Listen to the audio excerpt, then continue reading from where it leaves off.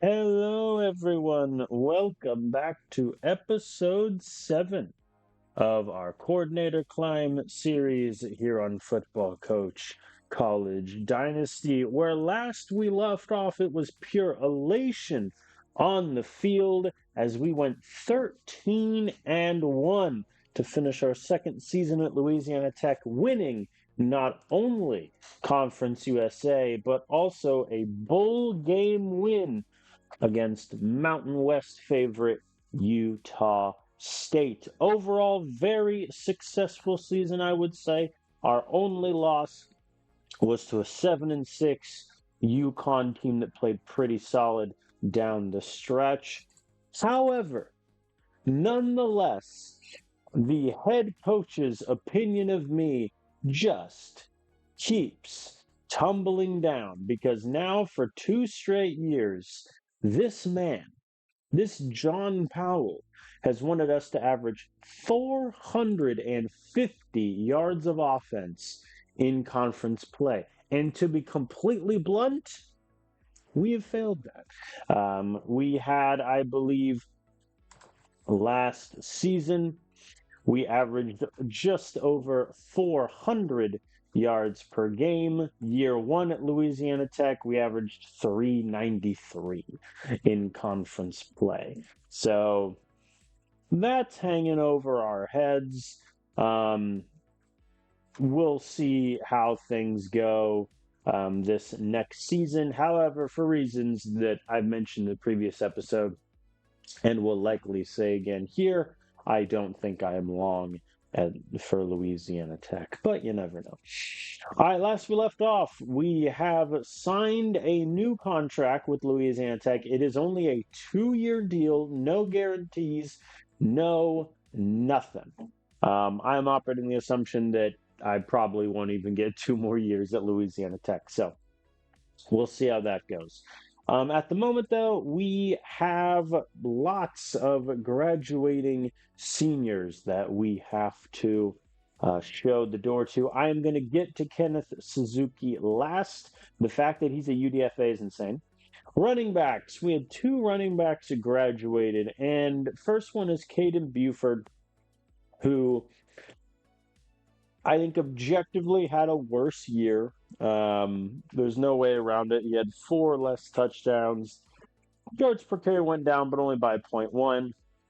Yards per game went up. He never fumbled the ball, which I think was really good. He was better as a receiver in his second year, catch percentage all the way up to 88%. But the fact of the matter is, like, there were some games where Buford, if he just wasn't on the field, probably would have been better. In our loss against UConn, he had 10 carries for 7 yards. Opener against ULM, he averaged less than 3 yards a carry. It was not the greatest performance from him. He never cracked 100 yards per game, mainly because we never ran it all that much. But just kind of a statement of fact that Buford may very well be like the worst starting running back we've had, and that includes, when we were at New Mexico State. So the second running back graduating is Zachary Crowe, and I think Zachary Crowe deserves some flowers here. 525 yards of offense, 9 rushing touchdowns, averaged 4.5 yards per carry, never fumbled, had a handful of catches as well.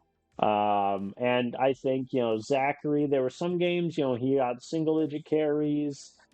Other games, he got multiple touchdowns against Missouri State. Very happy for him. But similarly to Buford, against New Mexico State, 5 carries, 18 yards, not much going on there. But overall, I think he was a better running back than Buford this year. And though we really didn't play him much 2 seasons ago, he was our 4th running back. Good to see him get some run this past season. Wide receiver.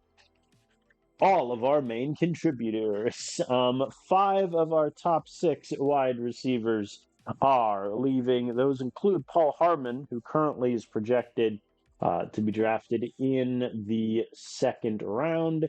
He was second team all conference USA for the 2 years I was here. Did very well last season, though didn't really hit the yards that he did in his redshirt sophomore year. Very decent return man as well, especially on punts. So we're definitely going to miss his skill set. And then the other wide receivers, they all kind of lump into the same group, I would say. Fuller, Woodward, Talon Gooden, all dependable guys.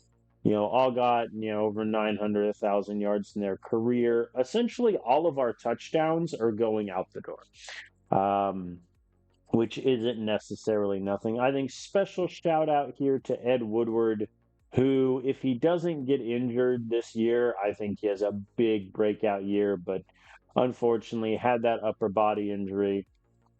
It just kind of created for him. But I think if him and Judah Fuller are healthy, like their entire careers here, I think we're in business. Some depth guys as well going. Max Gilliard, who this year just kind of fell out of the rotation with Marcus Miller arriving and never really had that many yards. I think his biggest game, I mean, he had 5 catches for 47 yards against Missouri State, and then the whole rest of the year only had 2 catches. So unfortunate, but is what it is. Tight end, we are losing backup tight end Ali Grace, who we never run like 2 tight end sets in this system. So he only ever played 4% of snaps. He had 1 catch in 2025 and nothing this year. So there is that offensive line. Take a good long look, folks. Oh boy. Similarly with wide receiver, 6 of our top 7 O linemen are out the door, multiple all conference guys among them. But I will give a little bit of a shout out, especially to Braden Flowers, who, despite being horrendous in the pass block, did get a decent number of pancakes relative to his snaps kind of falling off at a certain point. But really good group. Asher Thacker not being drafted, it doesn't really make sense to me. I also have to imagine he just didn't get a lot of pancakes, but no one on my offensive line did. Kicker, we are losing our kicker for the past 2 years, Alejandro Jardín. He won Conference USA Kicker of the Year and was first team all conference this year. I don't really know how. I have to assume it's because he kicked 51 extra points, but he objectively had a worse year kicking. I mean, he had his field goal percentage dropped by 11%. He missed a short field goal, 3 mediums. So I don't really know how you win it in 2025 and don't win it in 2025 rather than win it in 2026. So that's a little weird. However, he does hold some records for field goals made and single game field goals. So credit to him for Mr. Alejandro. We will always have his 1 field goal a game down the stretch. And the last player on offense we are losing is none other than Kenneth Suzuki. I said this when we left New Mexico State to take the Louisiana Tech job, that Kenneth Suzuki was probably the second biggest reason why we left. First biggest was obviously New Mexico State's prestige and infrastructure sucked, and Louisiana Tech is a much better job. One of the reasons it's a much better job was Kenneth Suzuki. When I joined, these were his ratings as a sophomore, and then I had him for his junior and his senior year, and his arm strength just exploded. His IQ never really moved since being a redshirt freshman. That was a bit annoying to me. I am of the opinion, and I said this in my previous series as well, that something like QB IQ should increase exponentially relative to the class your QB is in and how often they play. Because I think QB IQ would only get better with time as you keep playing, whereas something like arm strength and accuracy probably wouldn't. Definitely not arm strength. But no, I mean, Suzuki may very well be the best QB I ever coached. Like, that's just in this series, obviously. He was Conference USA Player and QB of the Year back-to-back years. We had him first team all conference. And he crushed it in 2025, 3,200 yards, 19 touchdowns. He did have 8 picks, still really solid. On the ground, he had 324 yards of rushing, 7 touchdowns. And then this season, he just came on fire. Completion percentage went up. He went up to 3,500 yards, 24 touchdowns, only 5 picks this season. And then on the ground, 474 yards rushing with 8 rushing touchdowns. He holds numerous records at Louisiana Tech, and is overall one of the better QBs, if not the best I'll ever have. He finished fifth in the Heisman voting for this past season, which out of Conference USA is insane. I think if we're looking at sort of spotlight games this season, 3 touchdowns against UMass, same against West Virginia. He was on fire. Charlotte, obviously, in terms of just overall dominance, 350 yards, 5 touchdowns to his name. Very, very good quarterback. And we cannot replace him. Like, to poorly quote Pep Guardiola when he lost Sergio Aguero, we cannot replace him. Like, we literally can't. Our backup QB, Damon Overton, I would argue is bad for Conference USA. He's probably average, and he wants to transfer. So that's just kind of where we're at in life. Um, I think next year, no matter what we do in the transfer portal, no matter how many guys we get, we are going to have a much worse offense. We're losing our starting QB. We're losing 5 of our top, 6 or 7 wide receivers, and we're losing essentially our entire starting offensive line room. Neat. So that's another reason why I imagine that next year is just going to be worse and we're not going to be at Louisiana Tech anymore, because either our head coach will get fired or we'll get fired, or I'll just jump ship, which I have no qualms doing. We're also losing our top 2 starting running backs, but I don't personally view that as a net negative compared to the wide receiver, O-line, and QB rooms. But hey, we're still going to have Carlos Nelson at tight end. And at that point, does anything matter? I ask you. All right, let us advance to see who wants to transfer. I believe our backup QB, Damon Overton, wants to leave. I don't know of anyone else on offense, though. Honestly, we had so many injuries that a lot of the backup guys played.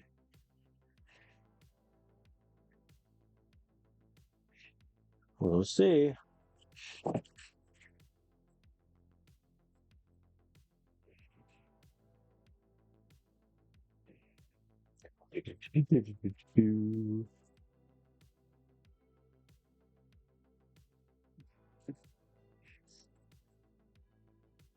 Well, no one wants to transfer. Interesting. All right, so looking at our scholarships, we have 55 out of 85 players.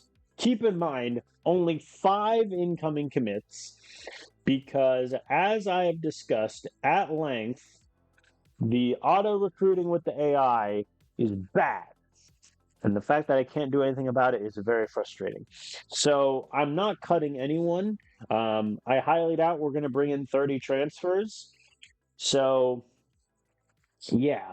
In terms of uncommitted recruiting commits, we have 40 players on this list, including a bunch of 2-star and 1-star guys. Even if we get, 10 of these guys, it's not going to be good. I can't really afford to cut anyone, so I will simply not do so. We are potentially going into next season with Damon Overton as our starting quarterback, which, I mean, it's not great. I think the benefit, obviously, is he has a cannon of an arm, but he's not as good a runner as Suzuki. Accuracy I can live with, but IQ of 61 is, I would say, unplayable, but we may not have any other choice.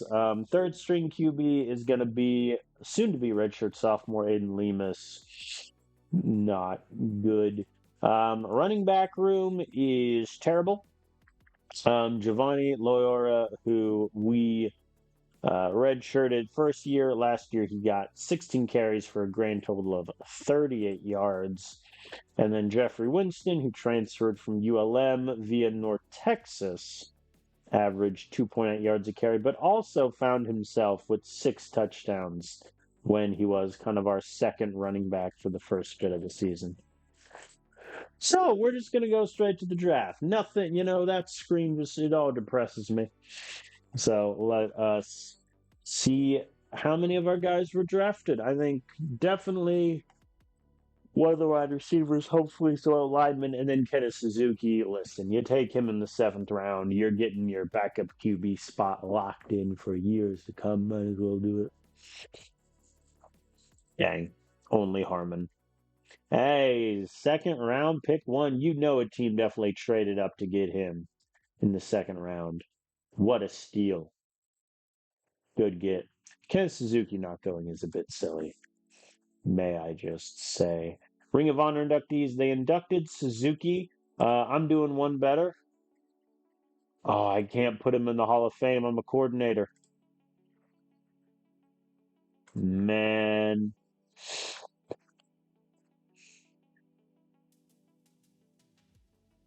Well, when I become a head coach, Suzuki is definitely going in the Hall of Fame for Louisiana Tech. Okay. Let us put last year's greatness and eloquence aside and just take a look at what is about to happen in the transfer portal. So, for those who are unaware, i.e., this is the first video you're watching in the series, the way that recruiting works as a coordinator, the same thing with the transfer portal, is the only thing I can do is move offensive players up and down in the priority list. However, it is not a one-to-one. For example, if we look here, you can see that the number 4 player on our priority list is a true freshman transfer from Alabama. He is only being offered a target man pitch. So that's nice. So I think first things first, we're just going to accept the fact we're not really going to get any of the guys that are way down here. So I think we need to prioritize wide receiver, O-line. It looks like the AI is not targeting any QBs in the transfer portal. So let's all just accept that reality. I think Blackshear definitely won, without question. Skylar Adkins or Riley Sutherland. Yep, see, even if I move him up to the very top, it's still only target man. Look at how stupid the AI is, folks. What a dumb system I have here. Anyway, all right, let's look at QBs. Obviously, no transfers, only a couple of high school kids. One of whom, I mean, potential-wise, Braden Trailer ain't half bad. So maybe I move him up the list just to see if we can snipe him. All right, running back. Let's talk shop. We got a lot of transfer running backs coming in. We're not going to get any of the recruits. I don't want McKinley anyway. So let's look at these 4. So Skylar Adkins and Declan Dawson we'd only get for 1 year. I like Adkins. Okay. Wow. I mean, Declan Dawson is just fun. However, with Dawson, He's from Mississippi. I'm competing with Ole Miss. Yeah, the interest they have in him is 97. So we're not getting Dawson. Riley Sutherland, I like. Redshirt freshman from Eastern Washington, Washington State. I always get those two mixed up. Washington State.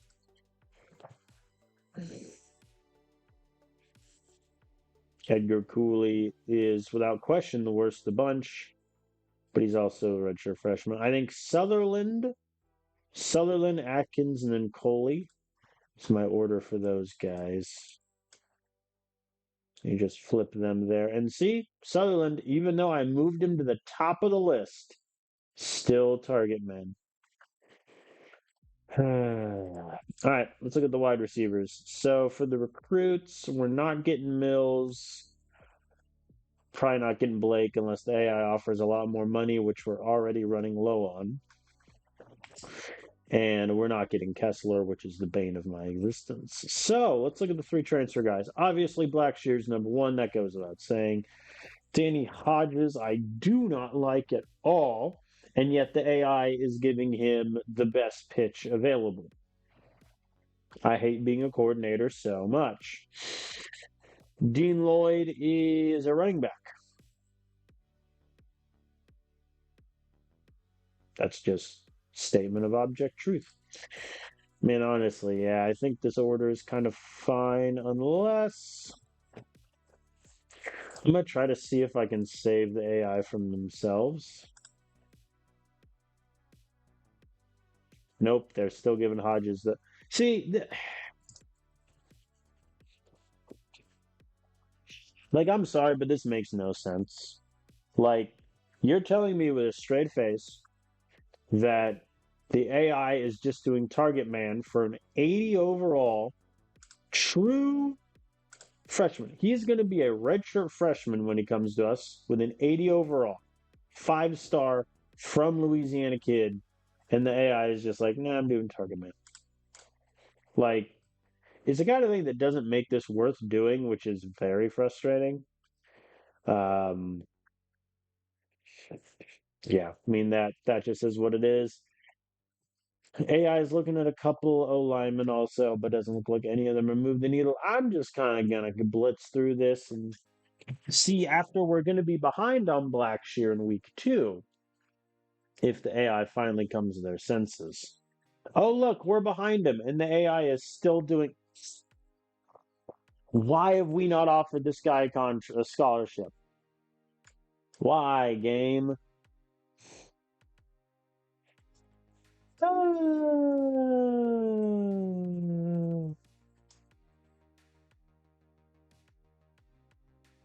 Like, why would we not offer this guy?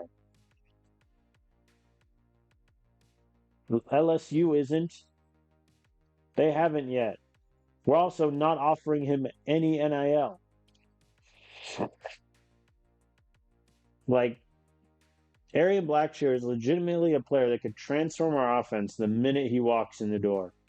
Is he gone? Oh, yep. And now we are 900 points behind. Get me out of here. I might as well just sim through recruiting and transferring. Like, there's no reason for me to do anything with regards to the priority order if the AI just doesn't want to go for Blackshear. All right, we're just going to reveal everybody. So, on offense, any QBs for me? Nope. Any running backs for me? Yes. We got Coley and we got Adkins. We don't get Sutherland, which is annoying. He goes to the Raging Cajuns. Dawson goes to Ole Miss. Who could have seen that coming? Okay.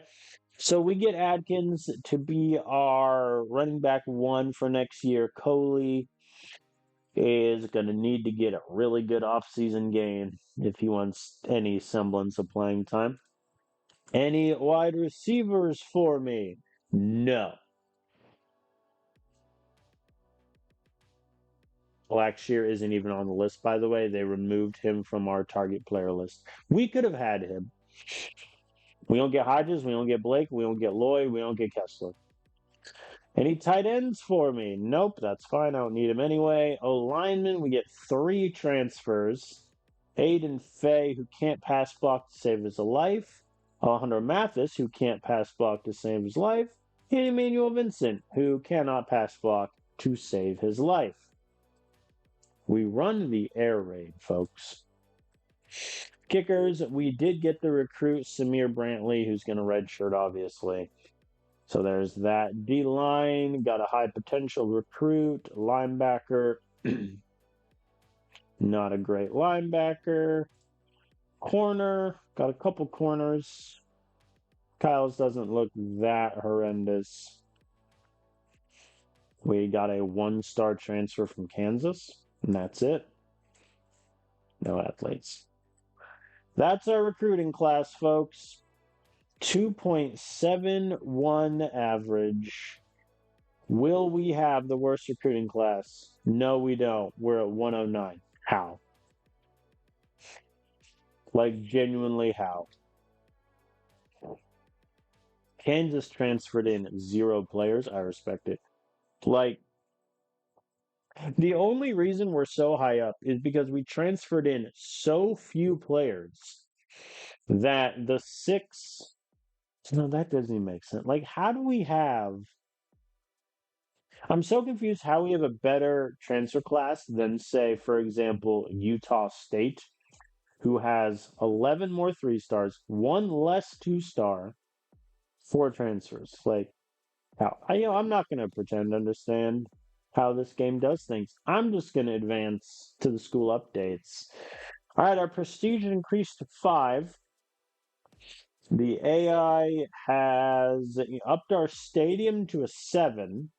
That's very good. Facilities to a 4. Academics to a 5. That's pretty good. Here's the earnings breakdown. Obviously, we got a new diamond donor after last season, and he's responsible for $12.75 million. That'll do. We made no money from our schedule, which is kind of funny. So let's just go to the booster updates. Hopefully we keep our diamond guy around because he is very, very old. I believe he's like 82.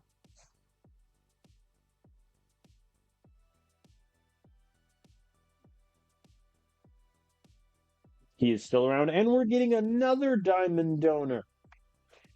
Corey Anthony, who is 32 years old. Oh, you Nepo kid. And his interest is team offense also, which is great. Look at us. We got 2 diamond donors now. No realignment. I like sort of the conferences and all the divisions and where we're at. I think where everything is makes sense. We're obviously down here in lowly Conference USA. Schedules. So we're playing West Virginia again. We got BYU at home and then Old Dominion in the Sun Belt. So we are going to lose $3 million with this out of conference scheduling. Why the AI does this, I don't know. Like, we're not at the level where we can afford to play like Old Dominion and lose $3 million. Because like the out of conference games aren't the ones we lose. Like we lost 1 out of conference game in year 1, and it was to Ohio State. Last year we went 3-0 out of conference. Next year we likely will as well. West Virginia we destroyed last year. Old Dominion's one of the worst teams in the country. So we'll see what BYU can do. I mean, I'm excited to measure our team up against the Big 12 some more. We don't have a home game till week 5. That's a bit awkward. So in conference we get Delaware away, Kennesaw State at home, FIU we play them again at home. Yeah, we'll beat all of them. I think once again our hardest games are going to be probably BYU, FIU, and then Western Kentucky. Yeah, like Old Dominion went 0 and 12, but why are we scheduling? Whatever. Whatever. I'll accept the fact that we're gonna lose $3 million completely unnecessary. Like, let me dance with an SEC school. Give me that. Mississippi State destroyed the bowl game in 2025. Let me dance with like Mizzou. Let's have some fun. Then again, the year for scheduling the SEC was last year, to be fair. Okay. Positional changes. QB, surprisingly, they're both going to stay QB. Running back, I think there's a genuine argument for me to move Atkins to wide receiver, but problem is if I do that, my running back room is just dead. So, I mean, Atkins is going to be there. Giovanni is probably my number two. I think Eddie Coley just might not play. And in all honesty, I'm perfectly fine with that. His ball security is just horrendous. Isaiah Crawford, like, he can't catch, he can't run. What a terrible. He better hit a good offseason game. We only have 5 wide receivers.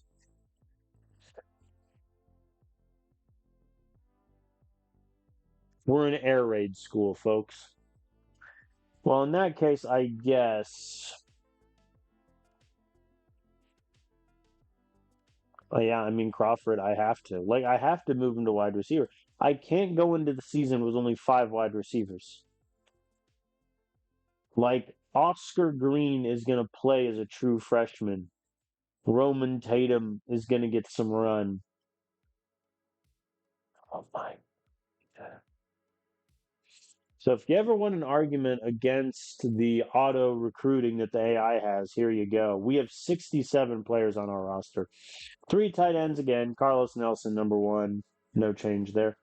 In all actuality, though, he is 6'1", 248. How big is my biggest receiver? 201. They're all tiny. If I move him to wide receiver, does he get the penalty for weight? Doesn't look like it. Okay, Carlos Nelson's going to be a wide receiver for his senior year here. Like, don't get me wrong, he's solid as a tight end. He had 36 catches, 400 yards last year, but like, I would rather just put him at wide receiver and then give Simon Houston a run at tight end. Like, good God, man.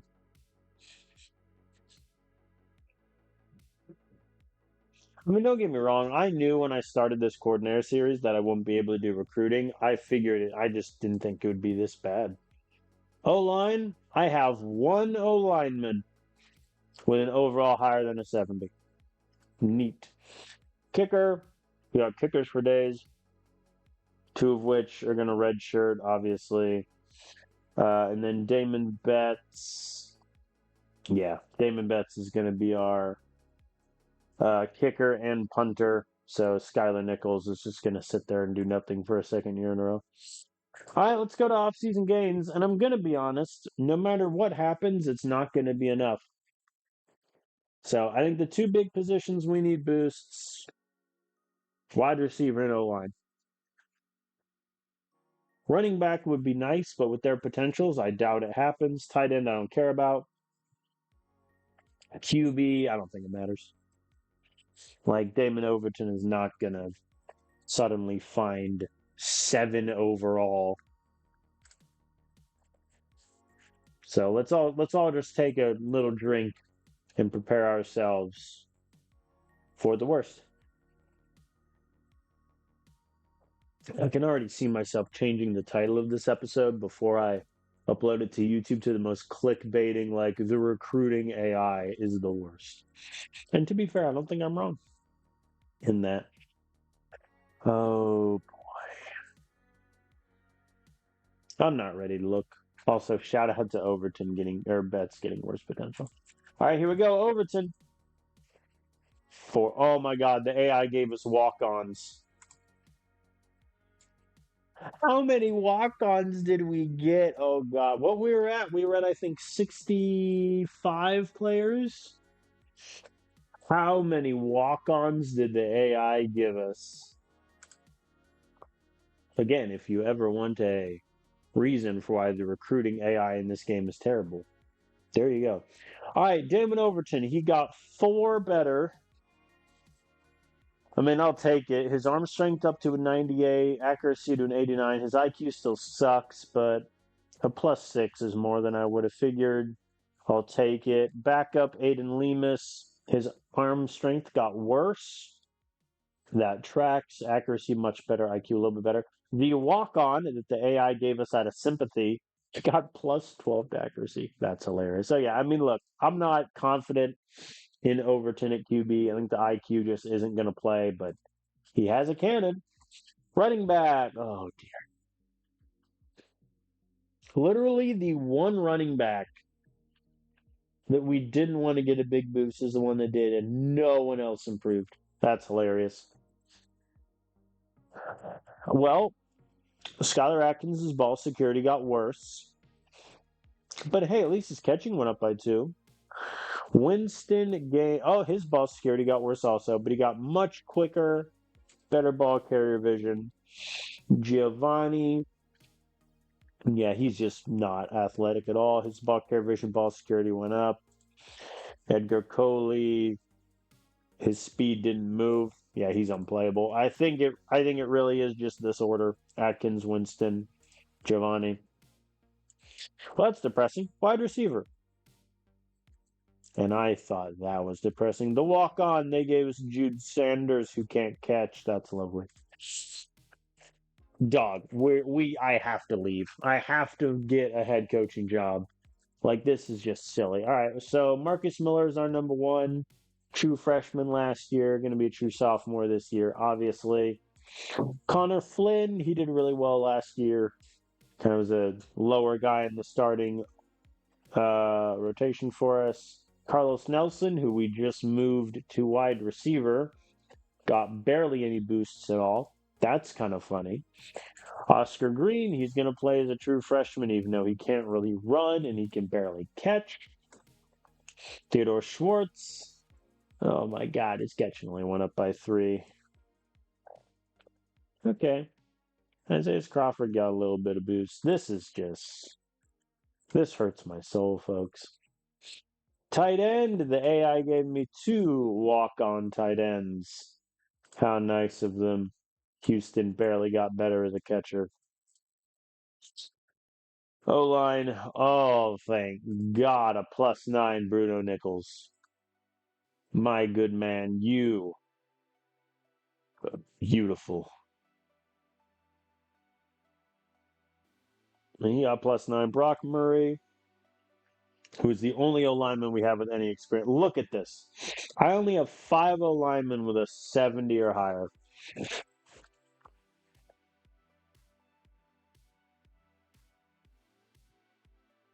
How am I going to win football games, y'all? I don't have an O line. I don't have a tight end room.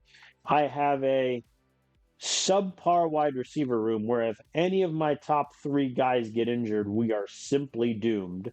My running backs have the worst ball security I've ever seen, and I got a QB with a cannon, but he's dumb. Neat. Kicker, oh, Skylar Nichols got a little bit of boost. Good for him. I don't care. So yeah, both Blake and Brantley are just going to redshirt. Damian Betts is going to be our kicker and punter. D-line room, boosts look good. Linebacker room, significantly less so. Cornerback room, not great. Decent gains of safety. Again, AI, move one of these guys to corner, I beg of you. Okay, well, overall, the biggest gain was Bruno Nichols of 9. Couple defensive players there. No one was a -1, so that's good. Let's just go to the game plan instant. I mean, we're sticking with air raid and we're sticking with pass heavy. Like, Oh my God. We have a 73 pass pro, 75 rushing skill. If you thought our defense had to keep us in games before,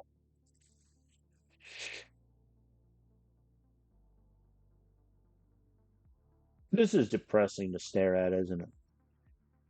Maybe if I keep looking, the numbers will change. All right, let's advance through the preseason a little bit.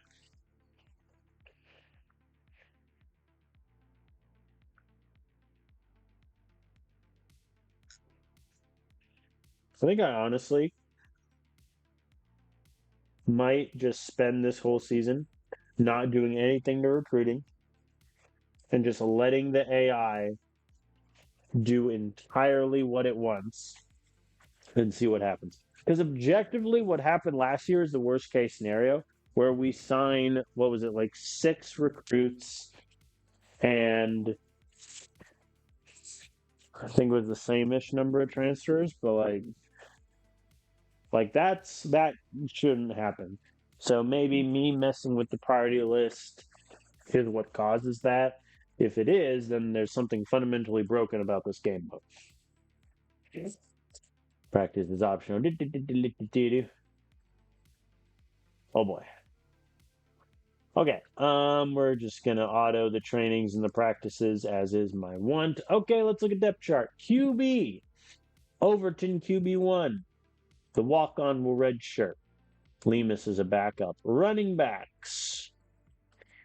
Yep. That's my list. Let us all cry about it. I mean, I can already tell you Winston is going to be my fullback and he's going to be my short yardage back. Why are you yelling at me? Oh, okay. Wide receiver, just shoot me in the face. Marcus Miller, obviously wide receiver 1. Connor Flynn, wide receiver 2. Nelson is 3. I think top 3 is set. Top 3, I think I can live with and be okay. The issue is just after that, everything crumbles.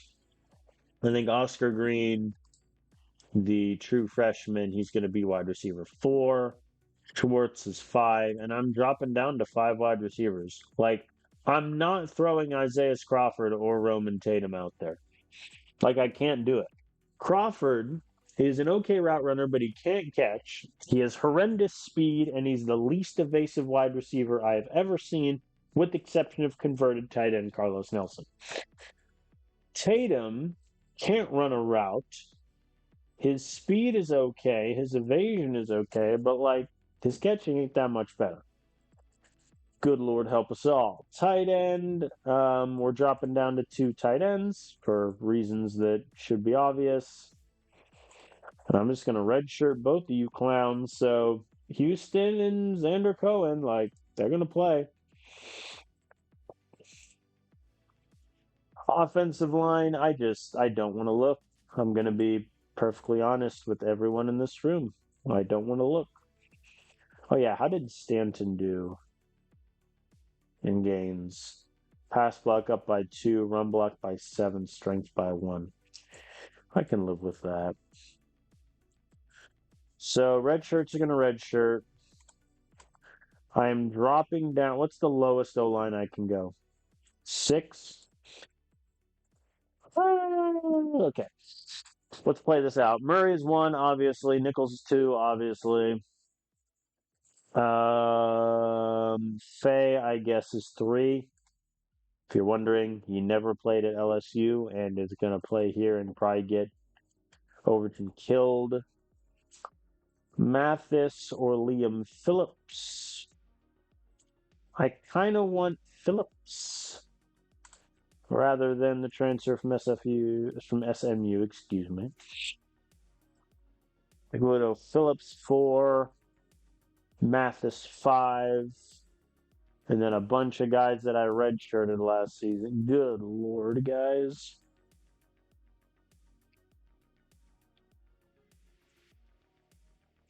I'm going to put Vincent there over Roby. My argument being that Vincent, at the very least, can be an okay run blocker.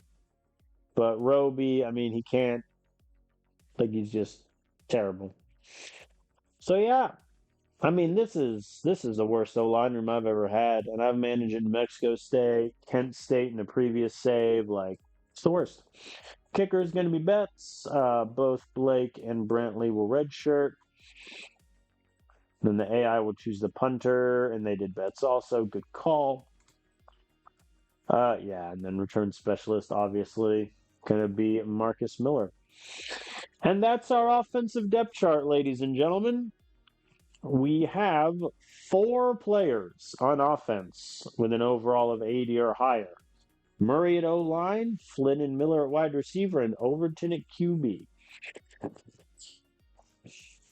Mom, pick me up, I'm scared. I mean, you know what? Actually, I take back what I said with the AI for scheduling Old Dominion. Thank God they scheduled Old Dominion.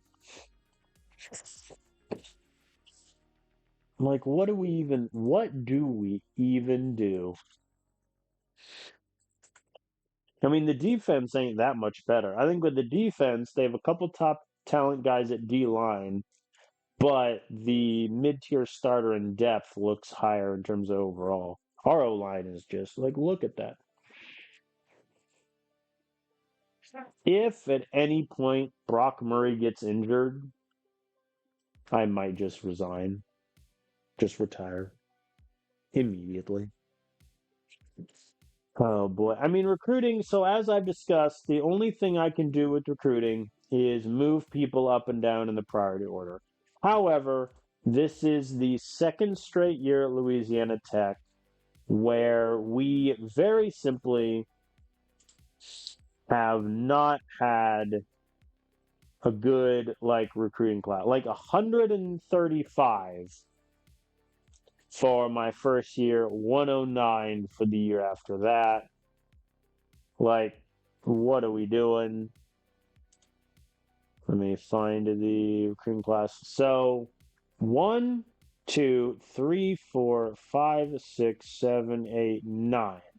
9 high school recruits are signed, 2 of which were kickers. 1, 2, 3, 4, 5, 6, 7, 8 transfers were signed. I think for this year, we're going to do a case study. I am not going to touch recruiting. I am not going to touch it. I am not going to change the priority order. I'm not going to do anything. I'm just going to kind of observe what the AI is doing and see if that leads to a better result. Because, what are we doing here in terms of the amount of walk-ons that we have on this team now? It's not good. Because right now, do the walk-ons count for stars? No, they have no stars. So we have 67 scholarship players, if my math is correct for there, which I think it is. Walk-ons, we have 1,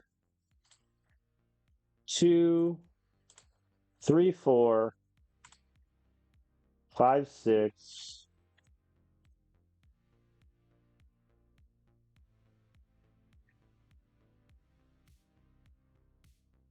The 6?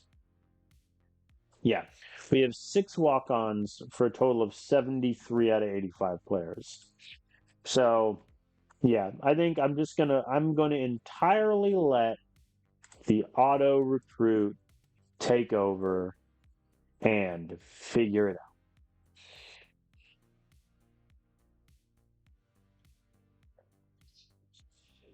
So I'm not going to touch anything. I'll look, but I'm not going to touch. Let me advance. I do understand that makes things a little more boring, but all I was doing last year in recruiting was essentially picking the top 5 to 8 players and letting the AI go to work, and that just failed miserably. So I'm letting the AI handle all of it. I'm not changing the priority order. I'm doing nothing. I'll check in from time to time, I think. I'll keep up. What I will do, actually, now that we're in the summer, can I schedule recruiting visits with any of our target players. Because that is one thing I can't. That's the other thing I can do as an offensive coordinator. I can schedule recruiting visits for some, not all, but some of the offensive players. So if I can do that, might as well, because the AI might do something stupid like schedule 3 QBs going to the same one, and then I lose points. Because the AI does that, and it makes no sense. Yeah, see, the AI is scheduling this tight end, they're scheduling that tight end, that running back. Aha, I can schedule a athlete. Is he actually a running back? I would put him at wide receiver personally, but what do I know? Since he's a running back, let's get who else is interested? Texas, Houston. Let's get this FIU game built up a little bit because they're likely to be a decent opponent. All right, so I got that scheduled in the books. Let's advance, finish up the preseason. Preseason expectation. If I see, oh, you stupid clown. For 2 years in a row, you give me 450 and you drop it down to 310 now. You schmuck. Win at least 8 games and beat Sam Houston. I mean, that's no problem. We'll clobber Sam Houston. So 8 games. I think honestly, there's a decent chance we start 4-0. And then I think the problems will start because BYU is going to be tough. Kennesaw State will probably be same as Missouri State. New Mexico State played us close last year. FIU, in terms of talent, is probably one of the better teams in Conference USA. Yeah, they're 47th in the country. So FIU is going to be a fight. Old Dominion will beat Middle Tennessee. Will probably beat Western Kentucky. Will be close. So that's what 1, 2, 3, 4, 5, 6. Yeah, I think we'll get 8 games. I think there's a good chance we start 6-1. I think the last 5 games after the bye, that there could be a group where we lose like 2 or even 3, especially with our O line. So I think 8 games shouldn't be a problem. 310 yards of offense. I mean, last year I would have told you it was a cinch, but now my run blocking is a 78, my pass pro is a 73, my rushing skills down to a 75. So, yay. We have the 123rd offense in the country in terms of talent, 104th defense. So let's all take a moment and acknowledge that. Booster goals. Convert a minimum of 45% of third downs. Last year we were pretty high. Last year we were number 1 in the country, 55%. Okay, so I think we'll get that. Win 6 conference games should be easy. For 6 fumbles on defense, that has nothing to do with me. Have a wide receiver in all conference. It is Marcus Miller or bust for that. Then beat Sam Houston State, which we'll do. So I think Sam Houston State should be beaten easily. 6 conference games, easy. So I think the 2 diamond ones be pretty good. To have a wide receiver in all conference, that might be tough. But all right, let us sim to the beginning of the season. Let me briefly check recruiting really quick to see if there's any visits I need to schedule. There are. Cedric Bishop, wide receiver. I think I'm just trying to build out this FIU game. Ooh, I like the QB. The armor strength of a 62 is rough, but I like him. QB, yeah, I think Missouri State. Let's just get the points. That's a good call. Are you actually a running back? No, you're a wide receiver. Why does the AI suck at choosing the right position for athletes? It really is a mystery to behold. All right. So, yeah, I think honestly that's just what I'm going to do with recruiting. Just keep an eye on any visits. that need to be scheduled, and I'm not messing with the priority order. Like the AI will do whatever it wants. I am simply along for the ride.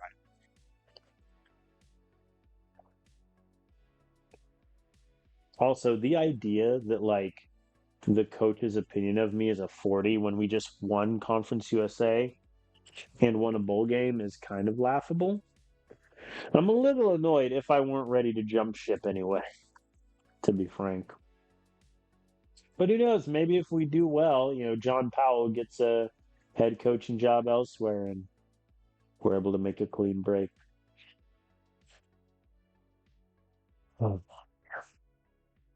Anyone else just objectively not ready for what's about to happen? I think genuinely looking at our team, I think there are three I think there's a couple reasons why we'll be okay. I think reason number one is Damon Overton has a 98 arm strength and 89 accuracy. That'll play. The low IQ is a legitimate issue.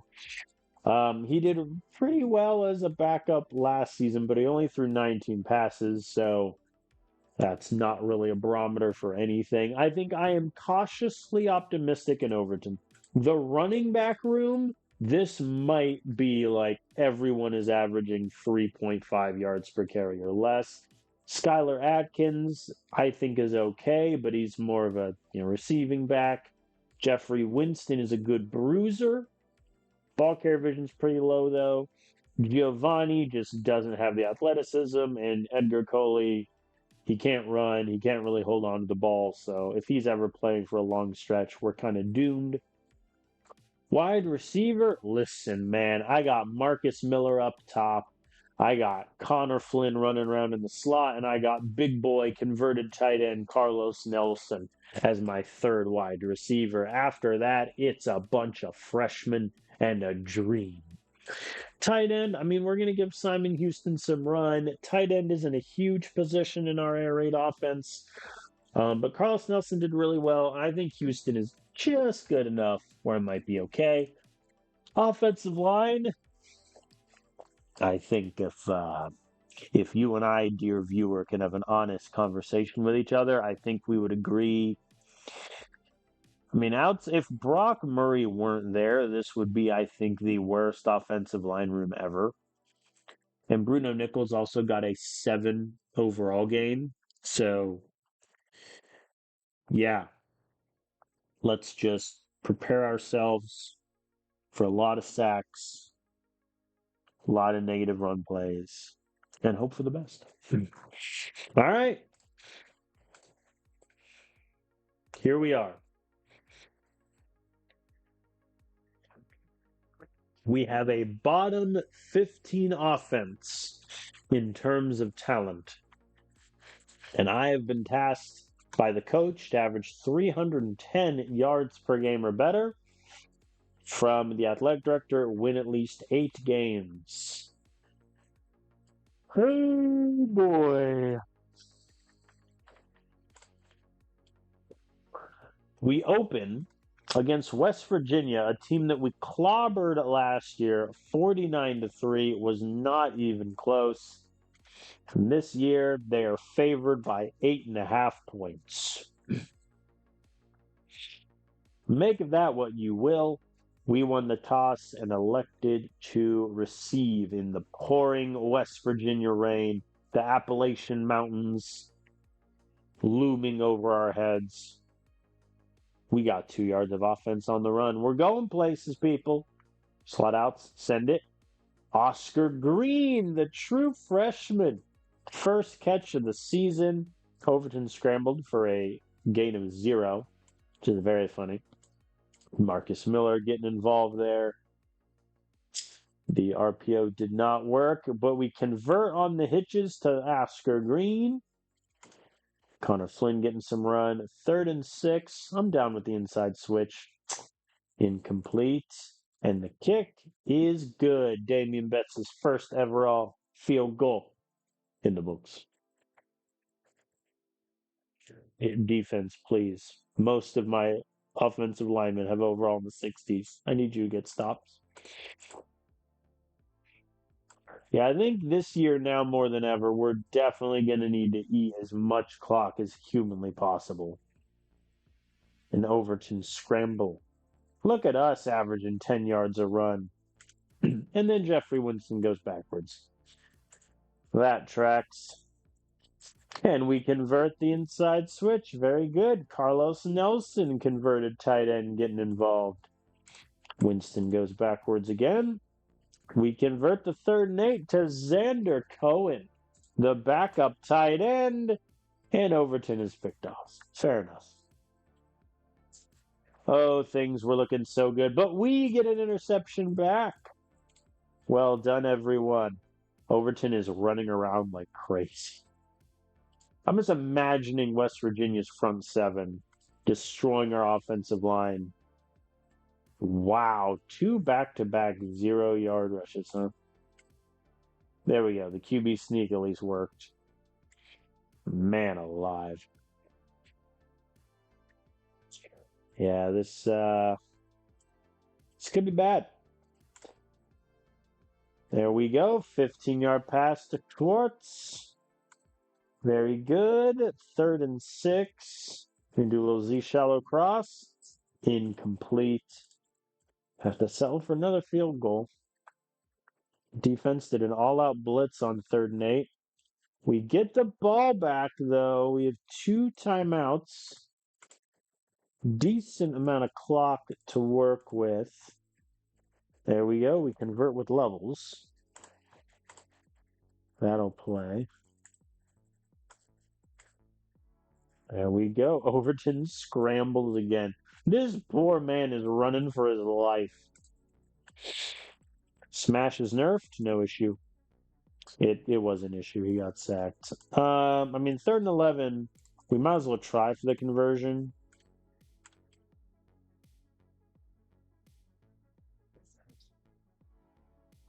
I'm gonna punt it here.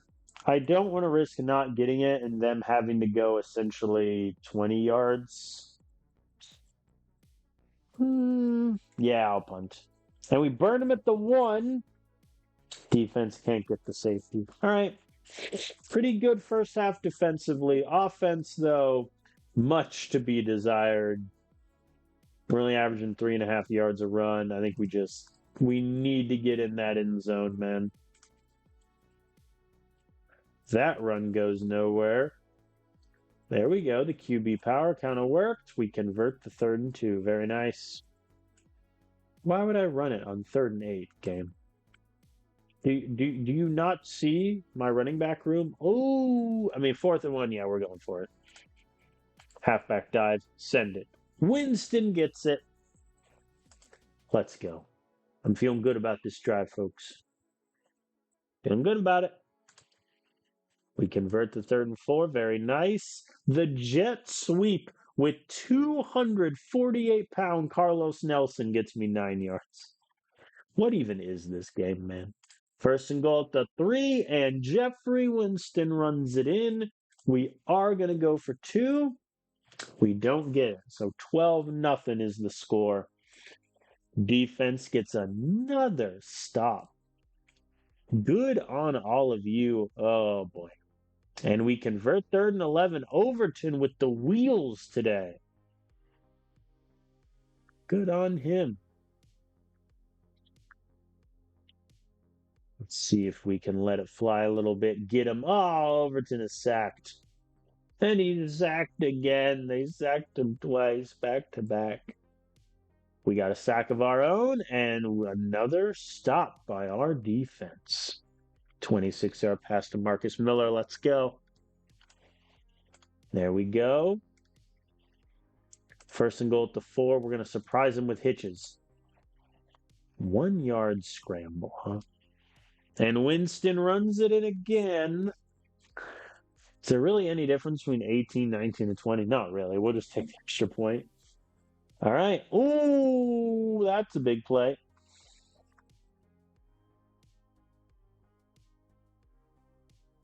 Dang. Good on the defense there. And they missed the 21-yard field goal. Oh, Larry. I mean, your last name is Meh. So I get it. He was their kicker as a freshman, didn't play as a sophomore, and now missed the kick. 80 power, 92 accuracy? No, we definitely blocked that. Come on, game. Like that was totally a block by us. What are you doing?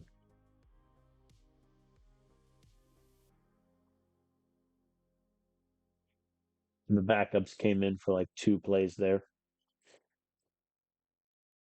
Edgar Coley is getting reps. We're so doomed. Isaiah Crawford is out here catching balls.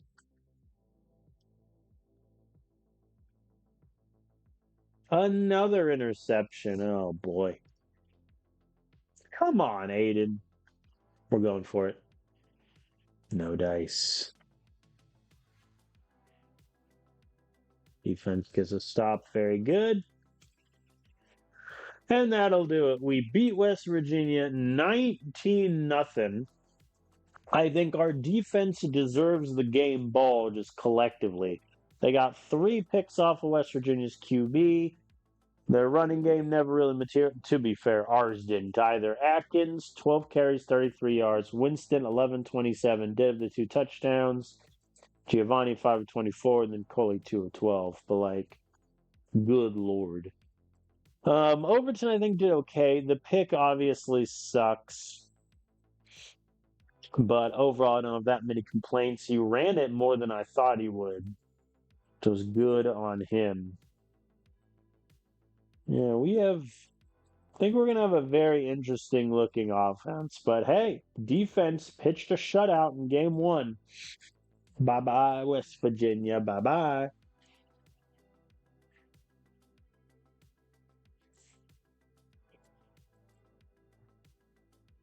Never fear. Never fear. And they were favored by like, what, 5.5 points? Silliness. Ooh, and 2 members of the front 7 are injured. That's fun. Can I schedule any recruiting visits? Looks like the answer to that is no. Looks like there's a handful of interesting players out there the AI is going after. I mean, if we can get Evan Marks, I'm over the moon. It's like some decent QB gets also.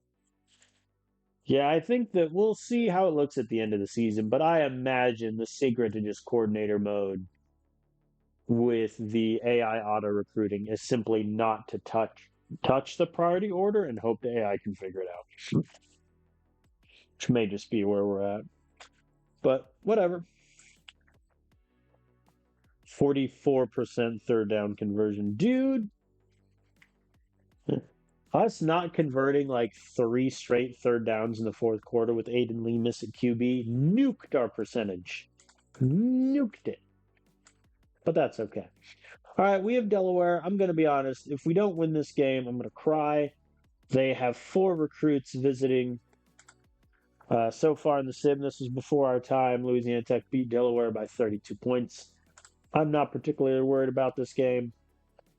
Delaware has deferred because they do not understand the mania that is about to be unleashed. Or we're going to throw 3 incompletions and go 3-0. That is also an option as they throw 3 incompletions and go 3-0. Very good, everyone. Oh, Overton is sacked. We punt. Not looking great so far for our offense.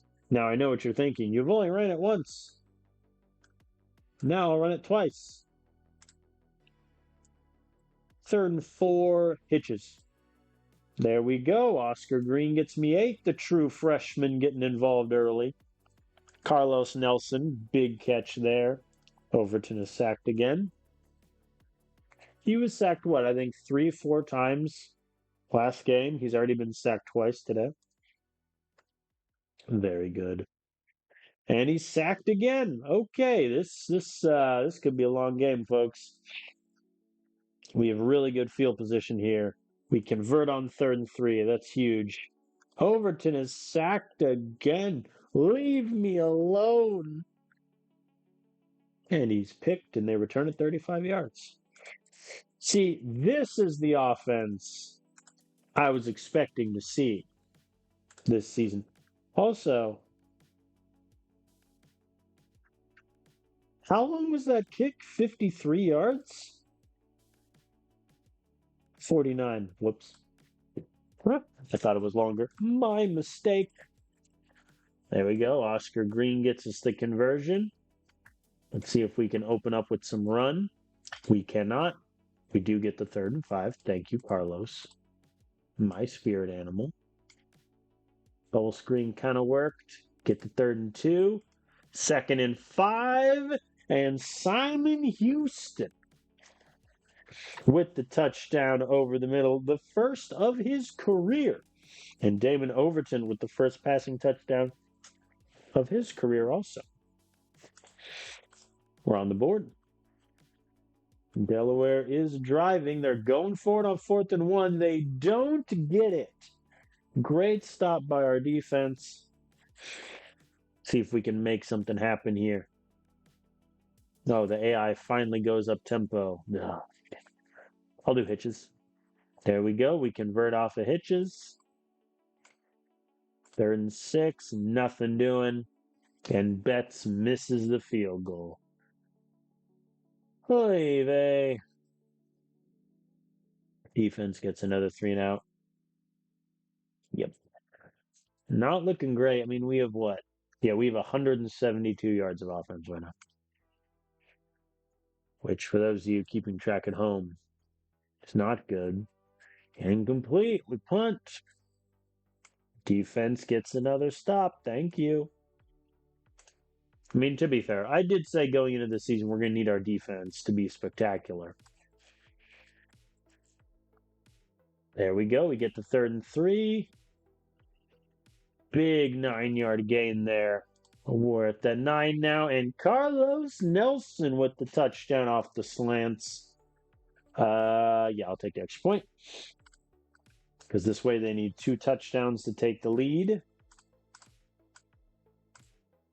There we go. Look at Oscar. Quit sacking Overton. Meanies. We convert 3rd and 7. We're in business, folks. Don't convert that time, and we punt. Oh, and Delaware has a massive gain. But they have to settle for a field goal. Fair enough, I suppose. Skyler goes backwards. Jet sweep gets me 4. We don't convert the 3rd down. They got good field position here. But they punt. Okay. If we can just run this ball out, win the game, or go backwards and just... Delaware is 1 of 12 on 3rd down, which is kind of crazy. They don't get it there, and they fail to convert on 4th and 2. That is your ball game. Thank you. Good night. 3rd and 6. Let it fly, Damon. God bless, Damon. They convert the 4th and 3 there. 3rd and 10, they don't get it. 4th and 10, they don't get it there either.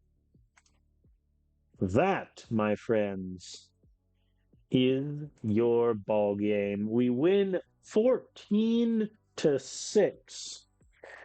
As our defense is just going to need to be unstoppable this season for us to win anything. Overton was sacked 5 times. He averaged 4.6 yards an attempt. Run game did okay, but by God. Like, our offense is just going to be possibly the worst thing anyone's ever. Look at this game. The entire first quarter was just punt, punt, punt, punt, punt, punt, punt. We throw a pick, they get a field goal, we score a touchdown. They turn over on downs, we miss a field goal. Punt, punt, punt, punt, punt, touchdown, punt, punt, field goal, punt, punt, punt, punt, turnover on downs, punt, turnover on downs, ball game. You know, that was one for the defensive fans. The fans are just miserable football. That was for you. All of you thickos out there. Oh, boy, I'm definitely going to get fired.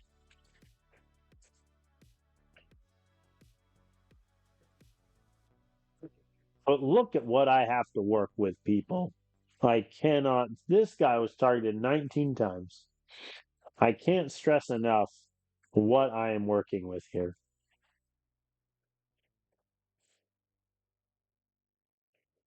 Oh, can schedule a visit with Caleb Douglas, who I'm going to be honest, he's bad. But I'll schedule him all the same. I'll put him with the FIU group, though, so that they get a bonus. Or all the other wide receivers get a bonus, I should say, for the complementary offensive players. So, good news is we're 2 0, and we have the best defense in the sport. Bad news is our offense might be one of the worst in the sport, but it's okay. But it's okay. I think what we're going to need to shift to is just accept the fact that even though our guy has a cannon, we don't have the O line or the receivers for the deep game, and shift to a lot more screens, a lot more quick pass action, just to move it along. We're favored by 1 point on the road. Sam Houston has 4 players visiting, including what looks like a really solid wide receiver. So far in the sim, I am 2-0 against Sam Houston State. They are our rival, allegedly, though we have smashed their heads in. Start off with sweep. It didn't work. But the back-to-back first downs, that will play.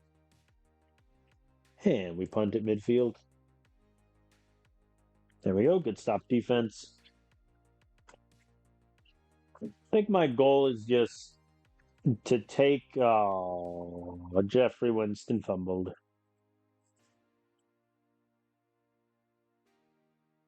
The guy with my highest ball security fumbled. This game is cruel sometimes, folks, as Sam Houston State is on the board. 7-0 is your score. And the wide receiver quick kind of works. There we go, Simon Houston getting us 26 yards.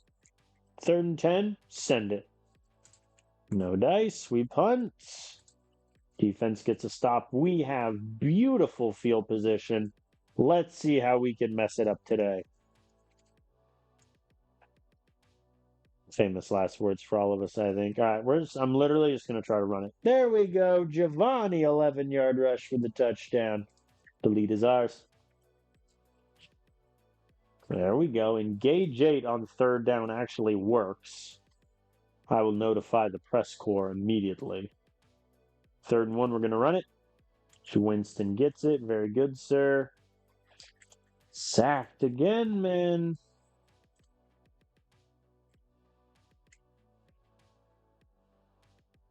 I'm keeping shoe clock on, even though there's only 5.5 minutes left. I don't have great faith in my offense getting me where I need to go right now.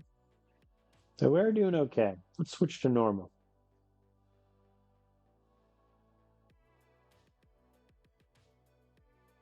3rd and 3, we're going to pass.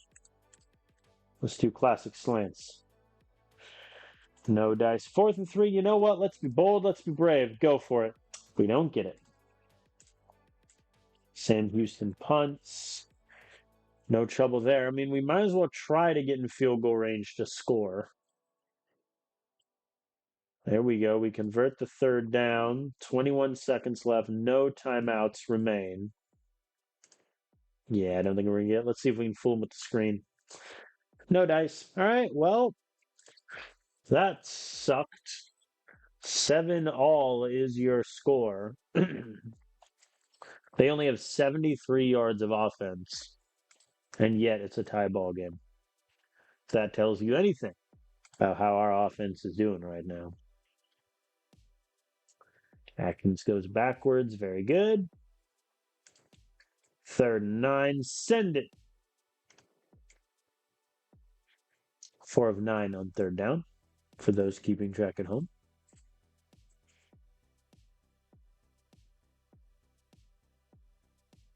There we go. We convert the 3rd and 5 there, and Marcus Miller opens up the offense. 33-yard reception to get us close to the red zone. And then we go backwards and have to settle for a field goal. That tracks. Though with how our defense is playing, that might be all we need. There we go. Convert the 3rd and 10 again. We're converting a lot of 3rd and 10s, which also means our offense is doing nothing on the first 2 downs. Negative 2-yard rush. You know what? That tracks. But the play action gets us there, though. I might keep running the ball, I'm going to be honest. Incomplete there. Field goal again. It's good, but a touchdown and an extra point. Sam Houston takes the lead. They punt once again. So far, Sam Houston State's drives punt 4 plays for a touchdown, which, granted, keep in mind, is after we fumbled. 3 and out, 5 plays punt, 3 and out, 3 and out, 6 plays punt, 3 and out, 3 and out, 3 and out. Our defensive coordinator probably wants to strangle me right now on the sideline, which, don't get me wrong, I understand. Like, I get it. Good conversion there. I think literally if we score any more points, we win the game, especially with how little time is left. But we can't really afford as a sack right now. And Nelson gets us to the 1. Very good, sir. We are going to QB sneak our way in. Overton gets it. Let's go for 2. We do get it. Up by 14. And a pick at halfway. He let it fly like 30 yards and we picked him off. That'll do. I'm just going to punt. And a fumble return for a touchdown. There we go. Yeah, now the score looks a little harsh on Sam Houston State, where it doesn't look particularly close, but it certainly was. Let me tell you. Goodness gracious me. I mean, it wasn't great offensively. I think the running game was fine. We just ran into the fundamental issue where, like, every drive we had, we were in 3rd and longs and just stalled. But yeah, I mean, this game was close until about 4 minutes left. We scored the touchdown to take a 14-point lead. They throw a pick. They still got a 3 and out on us, and then fumble return for the touchdown. Blew this game wide open, but in credit to Sam Houston State's defense there. That was a fight, folks.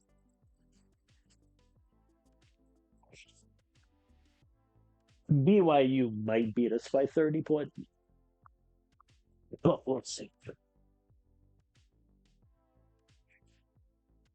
Front 7 is back to full health. Oh boy. Opposing points per game. 4.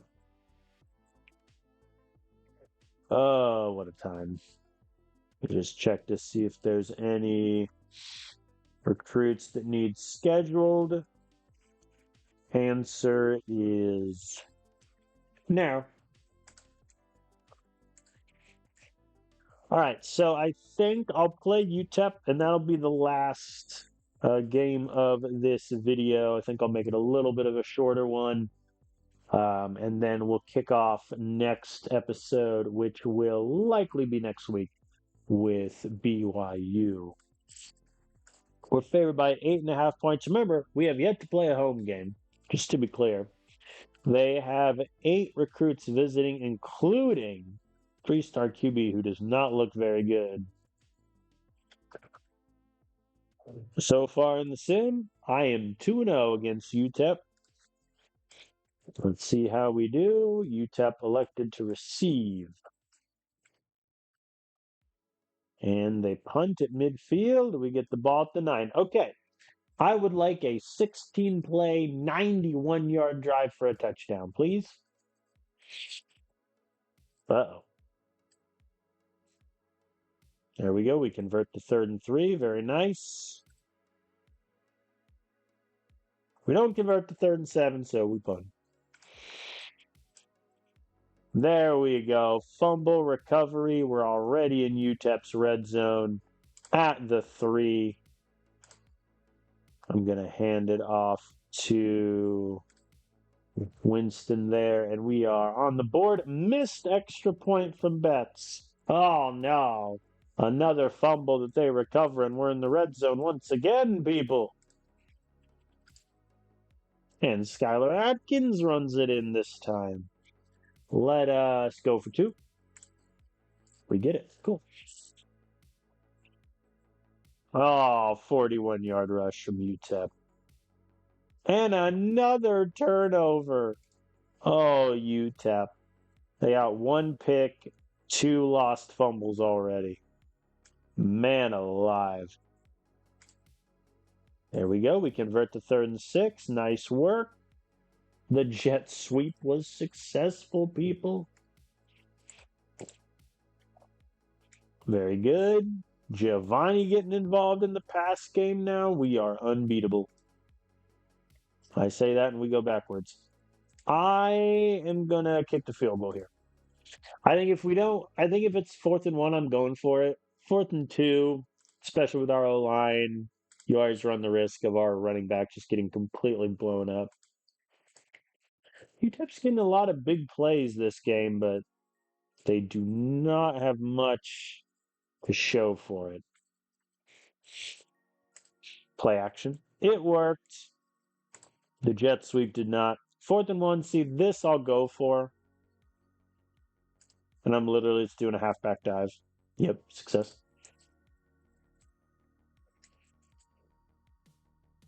There we go. Marcus Miller gets us into the red zone. I'm leaving shoe clock on. And it works. The wide receiver screen opens up the run lane for Overton. They punt. All right. I'm not doing up tempo with 8 seconds left. We'll just run it once. Cool. All right. We get the ball to start second half. This is looking like a much better game for our offense. Keep in mind, we started 2 drives in the red zone due to UTEP's turnovers, but I like where we're at. That was you ever click on a play and you just think to yourself, that's a bad play call? That was me right here when I called that sweep. 4th and 3, I mean, we're going to go for it. We don't get it, and Overton is picked. Defense gets a stop all the same. 41-yard pass Carlos Nelson. Thank you, sir. Yeah, I think my decision to move Carlos Nelson to wide receiver at the moment paying dividends for us. 0-yard rush, 10-yard rush. Very good. And Marcus Miller gets the touchdown off the hitches. Very good. UTEP punts once again.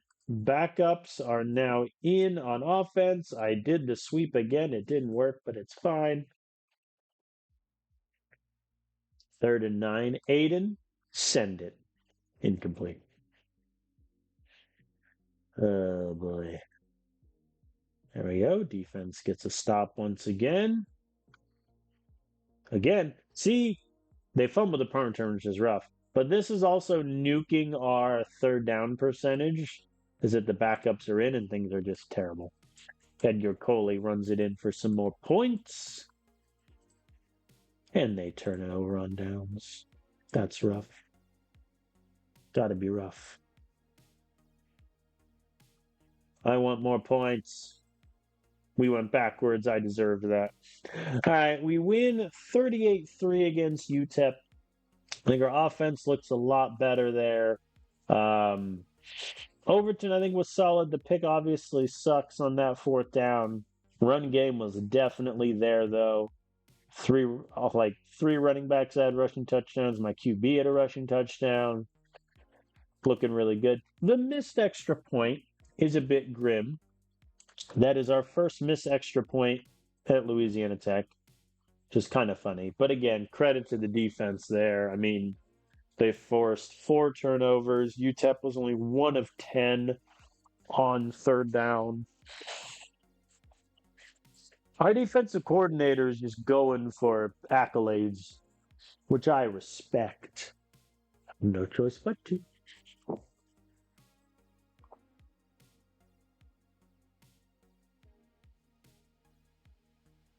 Set preferred winners.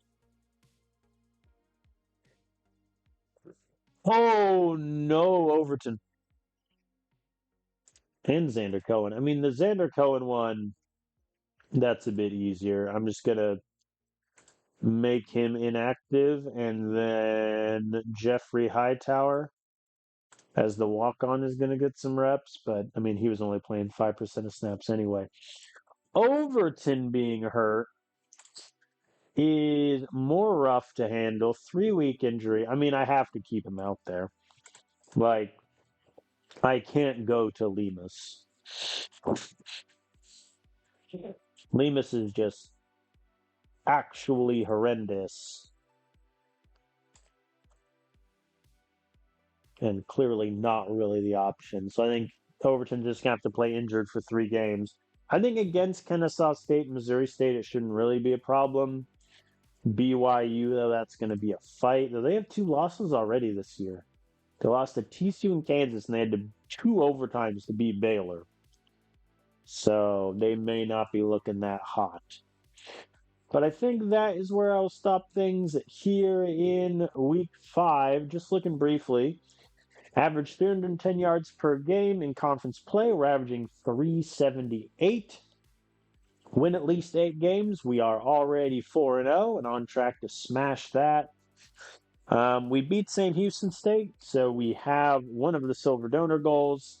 We are on track to force 6 fumbles and win 6 conference games. Third down conversion, we're right just below it.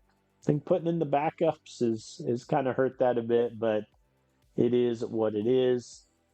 Elsewhere around Conference USA, Western Kentucky, they're 3-1, lost to Georgia Southern in OT. That's a bad loss there. No one else really doing all that good on the east side. Yeah, FIU undefeated, Liberty just behind them. That'll be a fun little game there. But thank you all for watching. We'll see how my new strategy of just not messing with the priority order sort of affects how the AI does with recruiting. Because then, if that's just the solution, then I know what to do going forward with regards to recruiting as a offensive coordinator. So thank you all for watching. There will be one more stream tomorrow. Likely will be my Colorado Rockies rebuild as I get that going. And so I will see you for the next coordinator climb next week, where hopefully we can continue our undefeated ways. See you then.